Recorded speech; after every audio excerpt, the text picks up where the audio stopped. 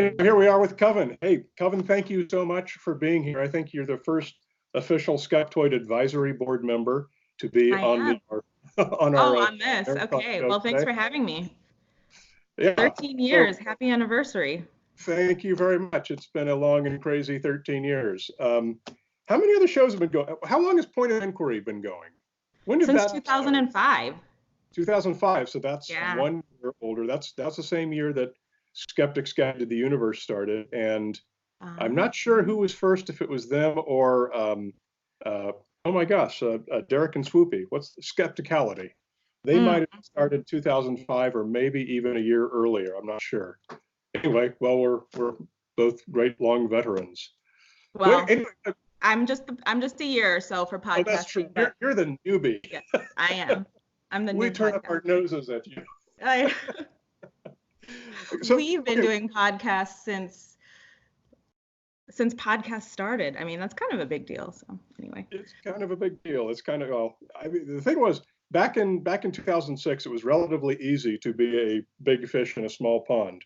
But since now we don't have a small pond, we've got an enormous ocean, a planet-wide ocean, and any new podcast is, a molecule in that ocean. So it's well, tough. There's YouTube now as well, which is not all good, but it is what it is. YouTube is a cesspool. So people who are watching this probably know you from Point of Inquiry, maybe, or some of the other stuff, which we'll talk about. But what is the rundown on Point of Inquiry? Do you know the whole history of people who have hosted it?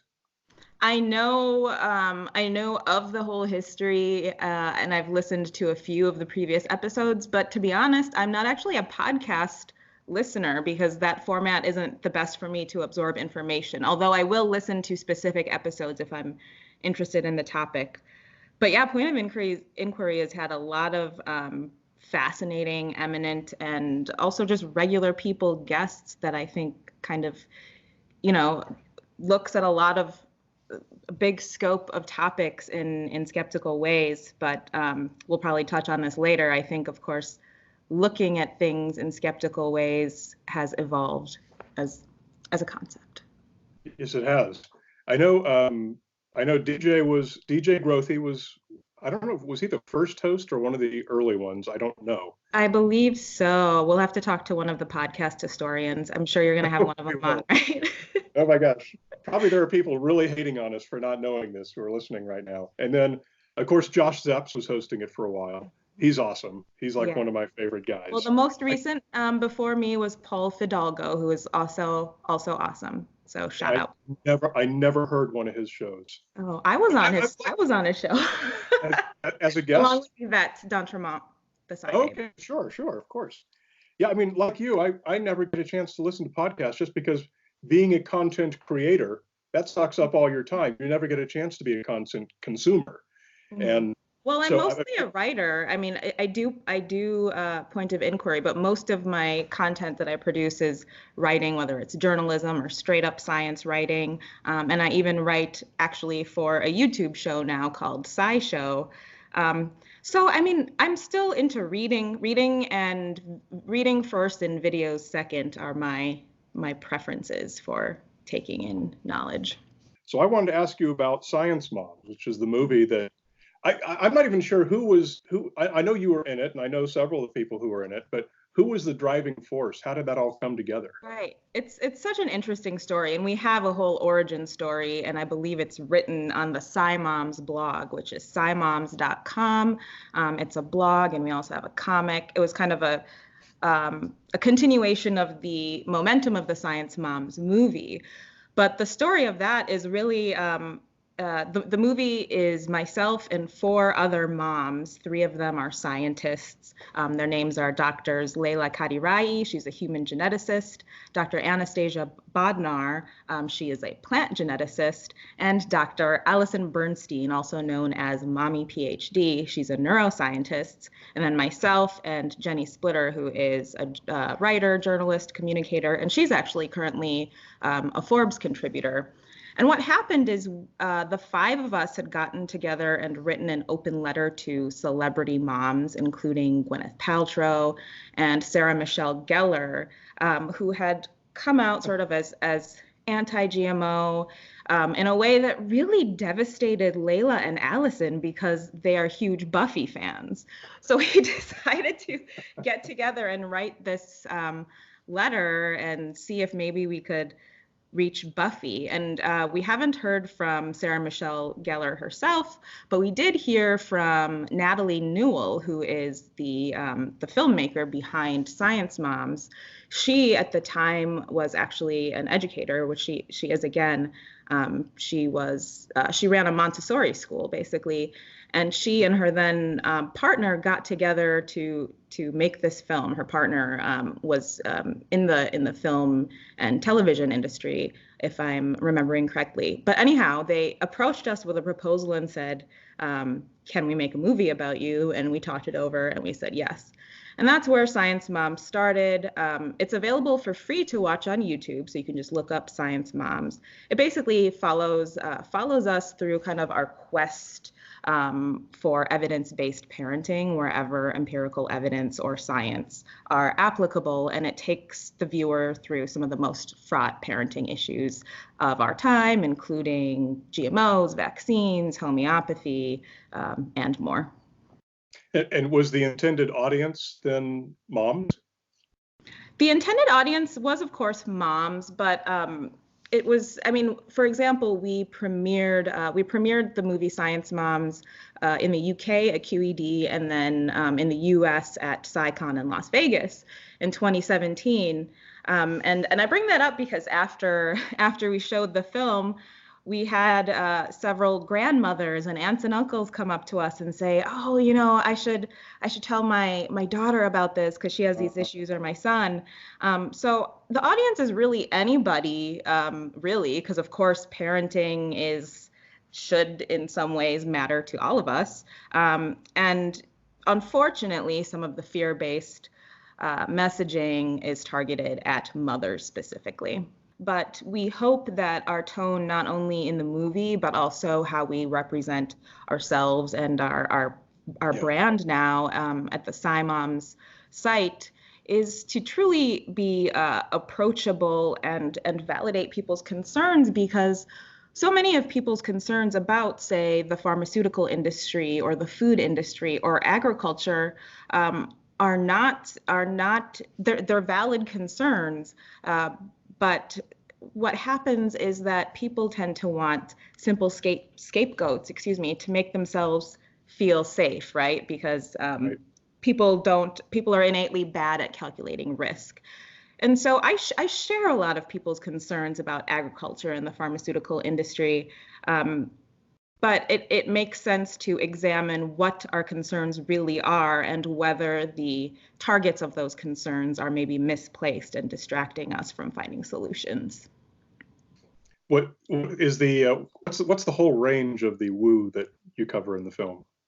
In the film itself, I would say we go everywhere from foods to just the idea of chemicals. We talk about pesticides, GMOs, vaccines, Wow. homeopathy, and then far more, just more meta stuff about how parents navigate their way through these murky waters, especially now, in the age of the internet. And then the SciMoms blog has a huge slew of I would say, fraught parenting issues that we cover. I said earlier that we have a comic. It's actually a Lego comic, so we each have a Lego character, and we encounter such villains as pseudoscience and trace amounts. So, I mean, we cover a lot of concepts because I think our goal is always to check out the comic. I think some Skeptoid fans will like it. But the goal for me personally, also in my work, but I think for all of the SciMoms, is of course debunking, I think, is very basic. I think skeptics as a whole, we need to move beyond and past debunking. But I mean, of course, we sometimes need to debunk, but then we need to contextualize and also kind of just arm people with a misinformation radar. And at the same time, I think we also, while we do, of course, go after the culprits perpetuating woo, a lot of this woo is harmful. We try to remember that the fundamental issue is usually deeper. So if there's an injustice in healthcare, then the symptom of that injustice is essential oils, say. Interesting. The symptom of the injustice. Okay, and that's a new way to put it that I hadn't thought of. Yeah, I have a few ways to put it, so we can talk about that over a beer or something. I wasn't sure if, because the movie is called Science Moms, all the whole word, right? And the blog is Sci Moms. I wasn't actually sure if they were connected or just happened to be similar. They are, yeah, and that's another way to find the movie as well, is if you go to the scimoms.com blog, there's a link right to it with some other information. So. And it's 30 minutes, right? I mean, was that intentionally kept short so that you can fit it into a classroom? I mean, it's not really. Yeah, it's more. That was a decision by the filmmaker. I did forget to mention, because we're of course often accused of being shills, but the film was actually funded by Kickstarter. So we didn't really know, how well the film would do, and we've been very happy with its success. But part of it, I'm sure, was budget. But every now and then I ask Natalie like what she's doing with all that footage, because they came out to each of our cities and filmed for hours. We did a whole grocery shop with the camera guy, following us around. So yeah. There's more footage. I always encourage Natalie to go back into filmmaking. So if you're listening, Natalie. I didn't realize this was her only film. This is her only film, yeah. She's now again a principal at a Montessori school, and I'm like, come on, Natalie. I know, just like follow what you really want to do. But well, I'll tell you what. There is no money in this kind of filmmaking. I can tell you that. If we wanted to make the opposite kind of movie, we could do quite well. Right. Do you get the same call that so many of the rest of us get from the TV shows and the filmmakers who are making these anti-science movies and TV shows, and they want you to be the expert talking head? You must get these calls.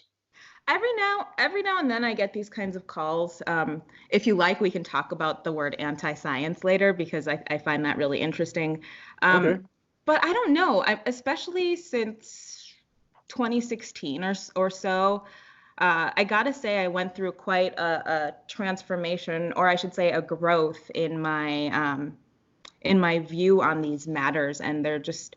I think they're just so much more comprehensive, and not to toot my own horn, but I think a lot of skeptics need to get better at looking at things in a comprehensive manner instead of in little silos, right? Because that's not how pseudoscience exists in the world.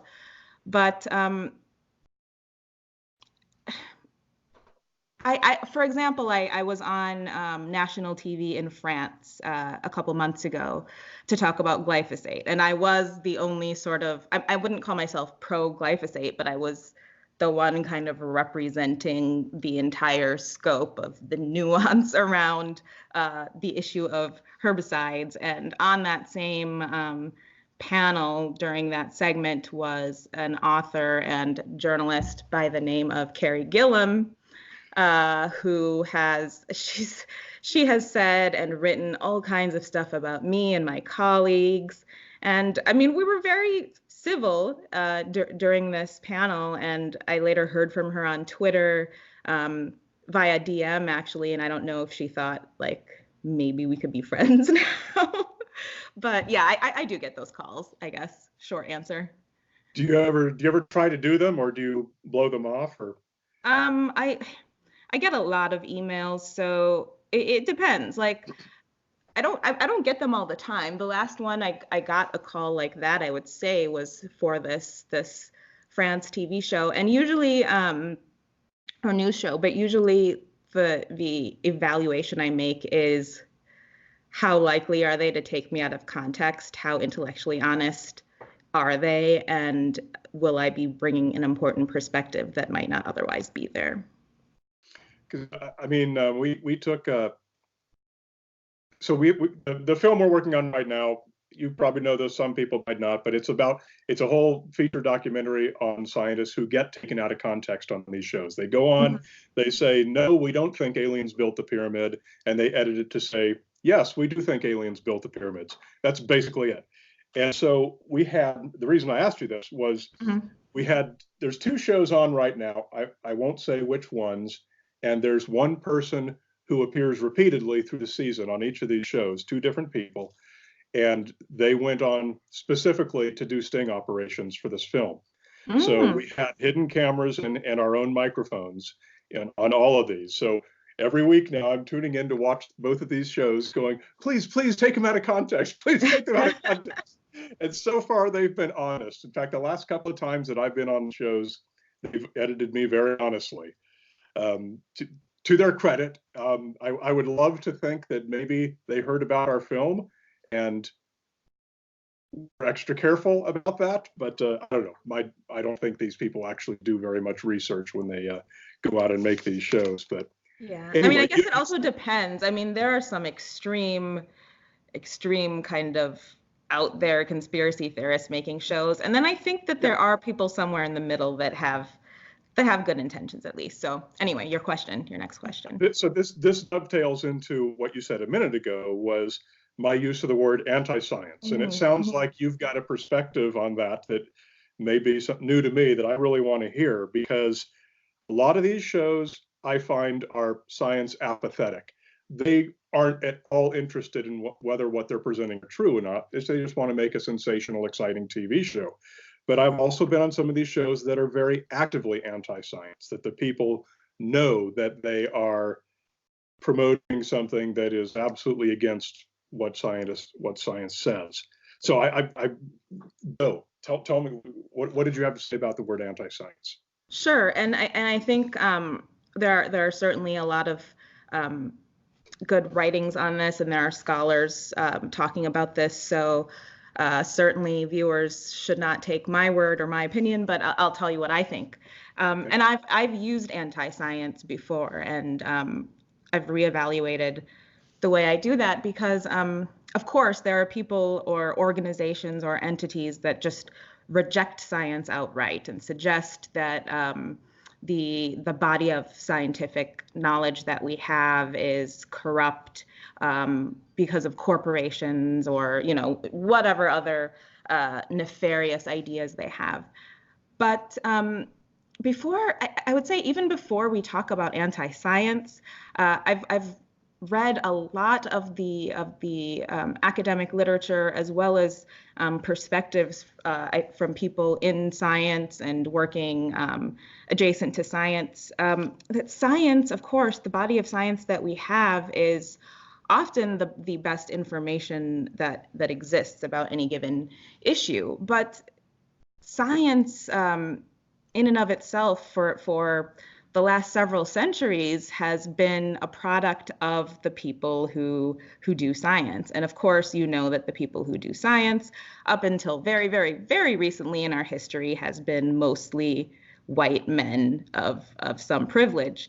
And so the questions that are getting asked, and even more recently, the funding and all of these other working parts that move together to create what we know as science, has been heading in the right direction, but still you got to remember that all of the science that came before is kind of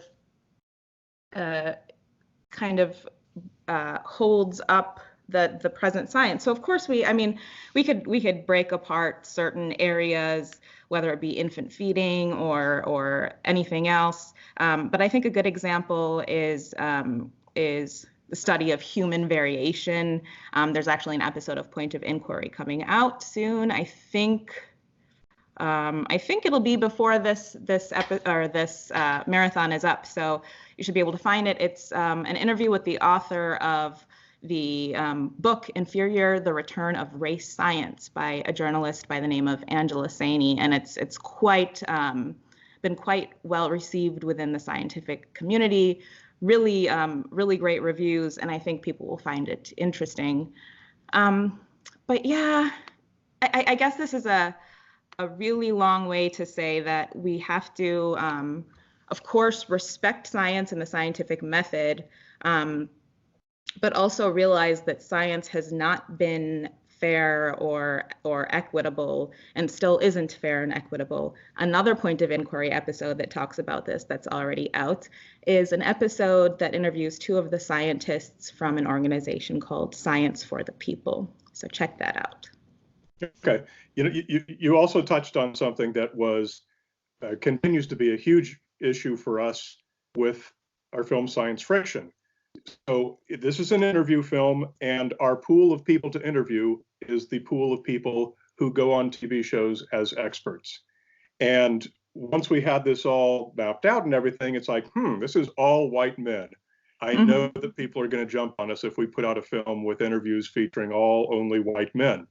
And a number of us told them, no, I don't know any women colleagues who would be willing to come on your movie, because number one, they're afraid to go on these shows because they think women are more likely to get edited out of context. Or more importantly, they don't get asked to begin with, because Nat Geo, Discovery Channel, History Channel, they want Indiana Jones. They want white men. They don't want anyone else. They don't want any people of color. They don't want any women. And so we end up with this pool of people to interview that's basically self-selected as white guys already. That's the Indiana Jones image, is how popular science, that's the funnel that popular science is being, spouted through to get out to the general public. And right. And I mean, I think even more so, not just women, but non-white women, of course, have even more reason to think they're going to be taken out of context or not treated fairly. And I know that firsthand, even though I'm the kind of person that will kind of put myself out there anyway, knowing maybe what I'm stepping into. But that's just me. That's just how I work for various reasons, probably including that I'm very privileged. And I try to keep that I try to stay cognizant of that.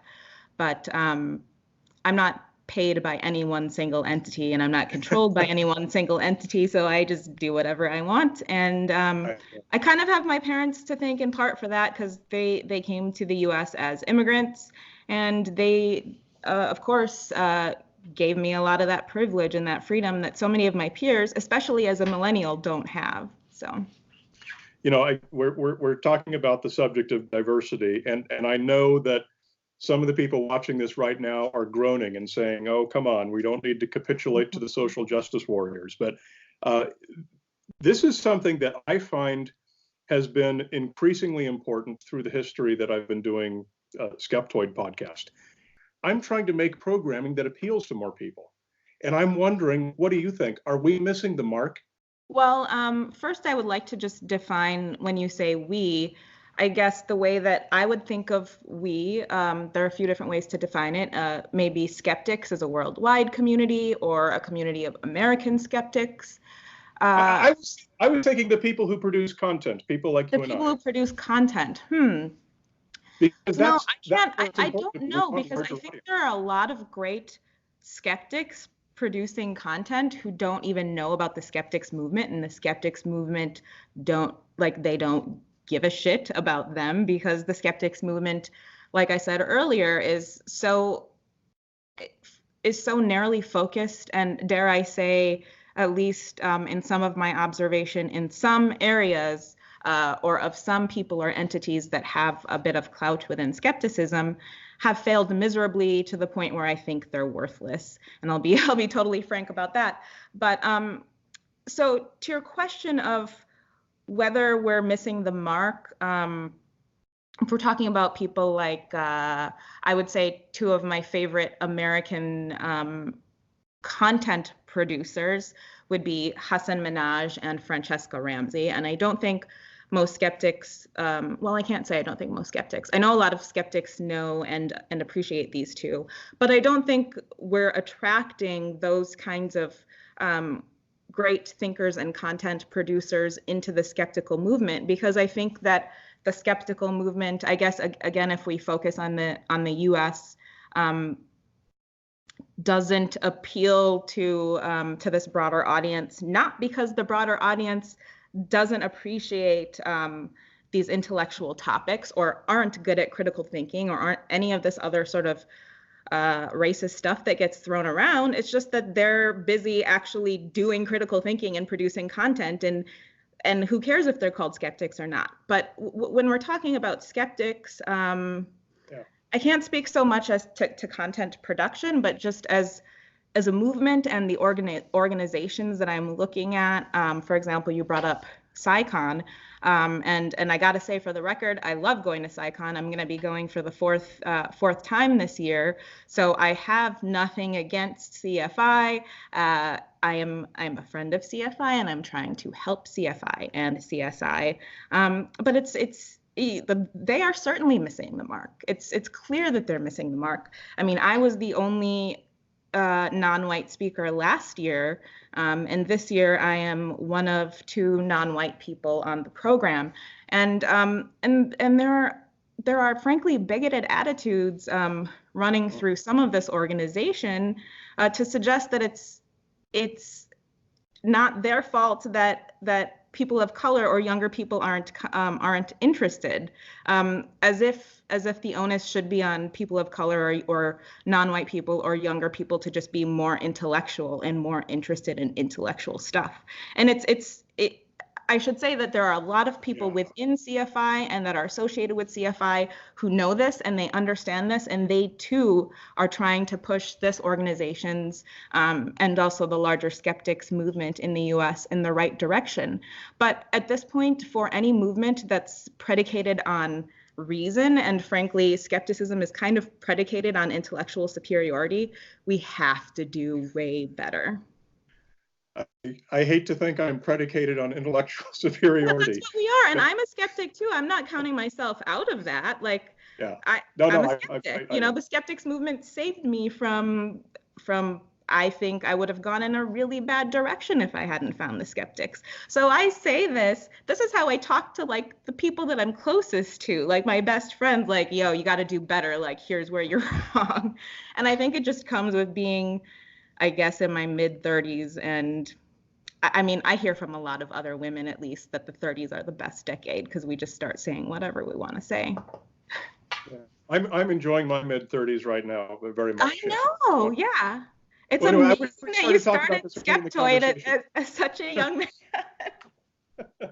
I wish we'd started talking about this earlier in the conversation because we are unfortunately out of time. And have to move on to the next guest. But thank you so much. Okay, wait, I have to go into time travel mode. I was going to say I look forward to seeing you at SciCon, but wait, this is coming out. Yeah, it'll still be. No, this comes out still before like. So okay. I'll see you there. All right. Bye, and thank you. Bye.